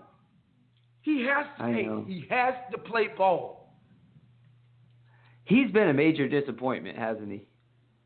Man, I hate to call him a disappointment because he went through so many injuries. But, man, he has to play ball. First overall pick, dude, they bet the franchise on you. They bet the entire franchise on you. And as of right now, you've been a disappointment. Man, show me what you can do. Show me what you can do. I'm not going to call you a disappointment. I'm not going to call you a bust. I'm not going to call you nothing. I just want you to show me what you can do. That's what I want. Because there's a lot of people jobs on the line because of you. You got drafted first overall. So, therefore, you know the person that drafted you first overall, his job on the line. Because it's a lot of guys that's balling in that draft you came in. And they passed on them for you. They passed on them for you. This is Fabian Washington, former draft pick, talking to another former draft pick. I need to see more. I've been called a draft bust. You know why? Because I didn't do more. I need to see more, Mr. Clowney. Mr. Clowney, come on, man. Show me something. J.J. Watt is down. We need you to step up. It's just that simple. It's that simple. And that's all. Hey, that's what I'm going to say about that. About Clowney. Step up, man. Play ball. Yeah, I agree. I mean, I never ever call anybody a bust. I don't like that term. I think if you made it to the NFL, you're a hell of a talent. I think if you played Division I football, you're a hell of a talent. I remember growing up in high school, we had a kid at our local a neighbor school, that we played against, and he was like the best running back in the state. He was just awesome, and he would run over people and run through people and was fast and big and everything. He ends up going to Penn State, same year that Kajana Carter was there as a starter, and he was the third string running back, never ever saw the field, never made it to the NFL. And I remember thinking, this kid was so good in high school. You know what I mean? And he didn't make it. So I will never call anybody a bust, because to get in the league, you have to be special. You have to be better than good. You got to be a great collegiate player. And just to be a Division I player, you got to be a good ball player. So I won't say he's a bust. I'm not saying he's a bust, but in my opinion, he's disappointing. He has not lived up to his billing yet, and that's a fact. Yes, sir. Steve, there's a such thing as a bust. If you might you might want to be more respectful to me. You might want to be more respectful to me, but any way you look at it, such thing is a bust. I'm not saying he's a bust in life because of his dreams came true. Anytime you can make your dreams come true, you are amazing in life. But plus, you made millions of dollars. Yeah, I mean, that's his dream. This is his dream. So, no, he's a success in life. But in the NFL, you're a bust. Man, I'm Mr. Fabian Washington, number 23 overall, 2005. Trust me, I know the word bust. I know the... Hey, Steve, who was drafted one pick after me? The world knows. I have no idea. Are you freaking serious? I can't remember. Mr. Aaron Rodgers. Oh, yeah, that's right. One pick after me. I'm held to that standard. So, therefore, I'm going to call out whoever the hell I want to call out as a bust. And I'm not the one thing I'm not doing is calling out Clowney as a bust to this point. I just feel like he needs to get healthy. I didn't say he was a bust. I just told you there is a such thing as a bust. I don't think he's a bust right now. No, he needs to be on the field, though. I see the difference. I see what you're saying. I get you. I'm picking up what you're laying down. Okay. Well, listen, we got a little less than 10 minutes to go, and before we finish the show, I think we would be remiss if we didn't send our condolences and our prayers to the Fernandez family. Obviously, it's a tragic loss for the Miami Marlins and for Jose Fernandez's family for, his tragic loss in a boating accident. It's so hard to hear about a young man losing his life at such a young age, but this young man was so talented, and his future in baseball was going to be so bright. And I know that everyone that was affected or close to him was affected by this. I know that he was a very warm, loving person, and, everybody that was close to him really took it hard. And I saw a lot of the tributes that other teams did. I thought it was a very classy gesture of the New York Mets to come out and give hugs and handshakes to players for the Marlins the next day that they were able to play. So we just want to take a quick minute and just send out our prayers and well wishes to him and his family. Obviously, it's a very tragic situation there. Also, we lost a legend in Arnold Palmer. I know Fabian's not a big golfer, even though he has come out and caddied for me here and there on the mini tours when I used to chase the dream. He was kind enough to come out and show me some love. But other than that, Fabe's not a big-time golf fanatic. He does watch it like crazy because he loves Tiger and Rory and all that. But me as a golf pro, I had the opportunity to meet Arnold Palmer once. Just a classy gentleman. Obviously one of the greatest golfers of all time. So we send our well wishes and condolences to him and his family as well. May he rest in peace to the king. He had a good long life. He did a lot of things. So, our condolences to him and his family as well. Yes, sir. And Steve, yes. I also want to send condolences out to Coach Tenopir, the University of Nebraska. He was a pioneer in the office of line play. You could do your own research and see how great of an offensive line coach he was. I was only blessed to be around this guy for 1 year. That was the 2002 season. Coach Tenopir, rest in peace. It was a blessing for me to be around you as long as I was. Good stuff. Yeah, it's always tragic. We hate having to send out prayers and condolences to people, but life happens, and your time on this earth is short. You got to make the most of it and enjoy every day. So anyway, we're going to wrap this episode up of Florida Boys Sports next Friday, or this Friday, I should say. We will be back on air at 8 o'clock again. I did get a chance to speak to Phil Gentile last week. He had a situation he couldn't get to us on the phone to give us his fantasy update, but he assures me 100% certain he will be here on Friday to give us a little fantasy football update, because I know there's a lot of you fantasy football heads out there who want a little bit of advice. So we'll have him on, and we're going to talk a little bit more about the upcoming weekend's games. We'll recap Thursday, and we'll find out exactly who's who in the NFL after 1 month. You know, I know a lot of teams look at it like that, don't they, Faye? Where they take the first, quarters. second, third. Yeah, exactly. So the first quarter will be up after Sunday. So we'll really look at all the games coming up on Friday. We'll make our picks again. I could tell you right now, I did awful this week in my picks. Oh my goodness, I did so bad. There's so many teams that won, and I did not see winning. And I got NFL did. Hey, anybody who's a gambling man did awful on Sunday. Trust me. There's no way anybody could have predicted what happened Sunday. There's no way. You know, it's too many upsets. We have a league, a family league that my aunt runs for us, and she has like, I don't know, 40, 50 people are in the league, and we all pick games and we weight them. So if you think this is going to be like, say it's the Patriots versus the Browns at New England, you're going to put 16 points on that one, and it goes all the way down to 1. So the games that you're not really sure about, you put a lower weight system on it.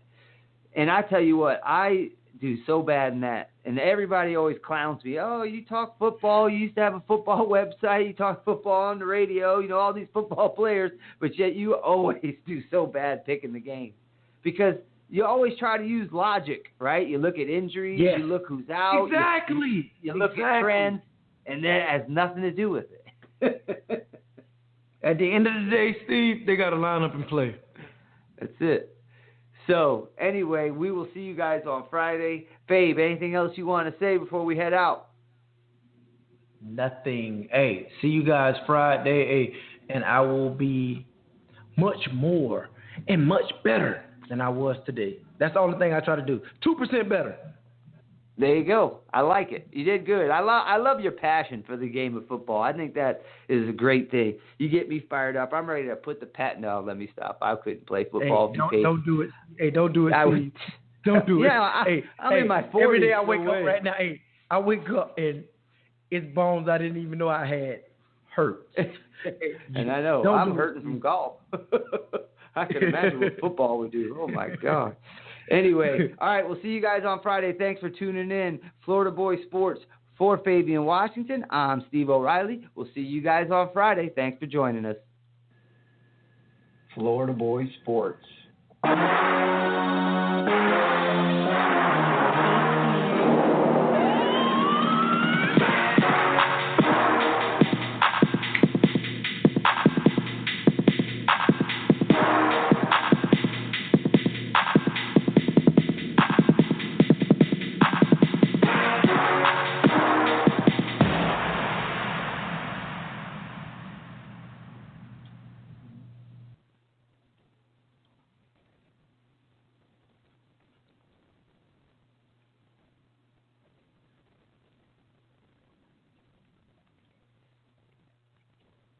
Only twice a year, and it's here. Kohl's lowest prices of the season. Prices so low, no coupons needed. Get long sleeve tees for her, just $6.99. Toddlers tops and bottoms, only $4.99. It's the lowest prices of the season at Kohl's. The Big One bath towel is only $2.99. And select kitchen electrics are just $4.99 after mail-in rebate. Stock up, save big, and get $10 Kohl's cash for every $50 spent. It's the lowest prices of the season. Going on now at Kohl's. Select styles. See store or Kohl's.com for details.